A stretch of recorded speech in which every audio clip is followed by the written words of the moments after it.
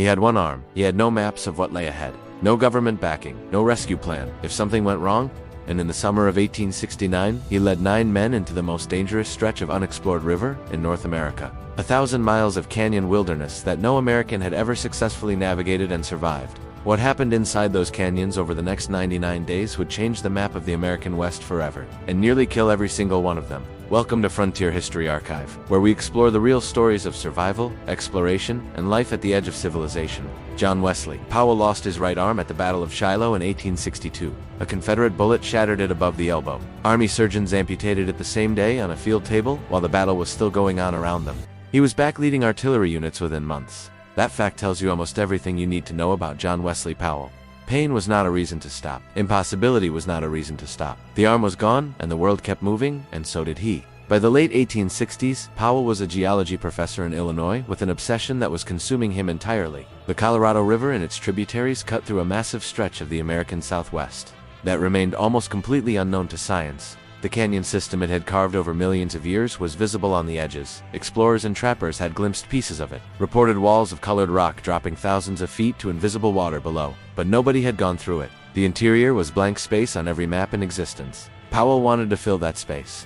He secured modest funding from the Smithsonian Institution and the Chicago Academy of Sciences. He recruited 9 men, a mix of former Civil War soldiers, experienced outdoorsmen, and his own brother Walter. He commissioned for specially built wooden boats, 3 heavy oak crafts for supplies, and 1 lighter pine boat for his own use. On May 24, 1869, the expedition pushed off from Green River Station in Wyoming Territory into the current and didn't look back. The first weeks moved well. The Green River in its upper stretches was fast and cold and manageable. Powell sat in his specially built armchair lashed to the bow of the lead boat, his one hand gripping a barometer, calling observations back to the men taking notes behind him. He was methodical, enthusiastic, cataloging everything the canyon walls revealed about the geological history of the continent. Then the river changed. The canyons deepened. The walls closed in. The sound transformed into something louder and more serious. Rapids appeared without warning, around blind corners. The first major one flipped one of the supply boats entirely, sending food and equipment tumbling into the churning water. The men swam for their lives in water cold enough to stop a heart. They recovered most of the boats. Some of the supplies were gone forever.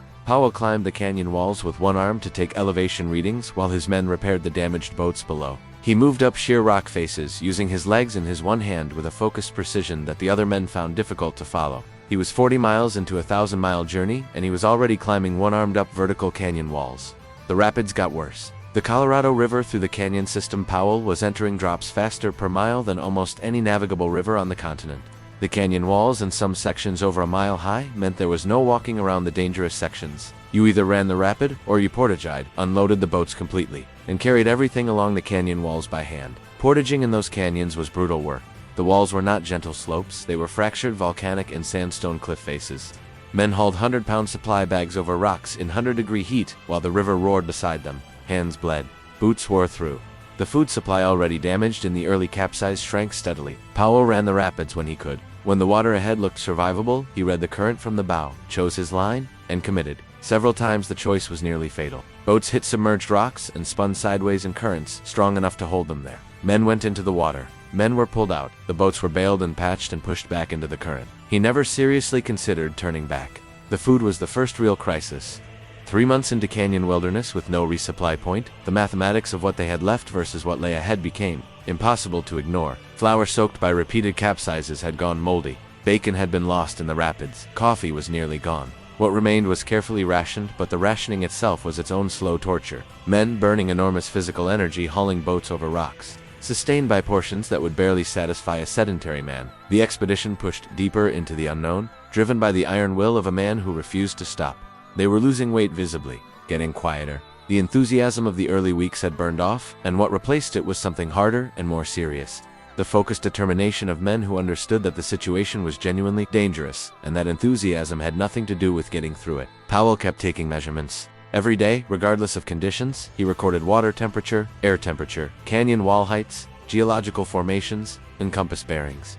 His notebooks filled steadily with the careful handwriting of a man conducting science in conditions that had nothing to do with science. It was partly professional discipline. It was partly a refusal to let the emergency of survival crowd out the purpose that had brought them there. The canyon Powell was entering had been seen from the rim by a Spanish explorer named García López de Cárdenas in 1540. Cardenas had looked down, watched his men turn back after a third of the way down, and concluded the canyon was impassable.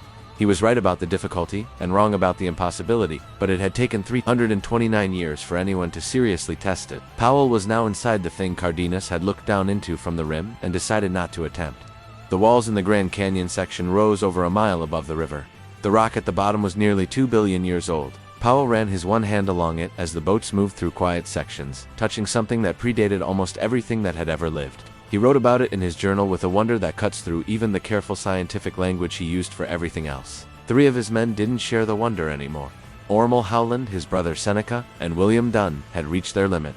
The food situation, the constant danger, and ahead of them, the worst rapids of the entire journey, which looked to some like certain death. On the night of August 27, 1869, the 3 men told Powell they were leaving. They would go up and out and walk overland to the nearest settlement and take their chances with the desert rather than the river. Powell spent the night trying to change their minds. He showed them his calculations. By his estimate, they were close to the end. The Howland brothers and Dunn had made their decision. In the morning, Powell gave them rifles, ammunition, and a share of the remaining food. They shook hands. The 3 men began climbing the canyon wall. Powell watched them go and then turned back to the river. He ran the rapid that had broken them. It took 11 minutes. On the other side, the water opened up. The walls dropped back.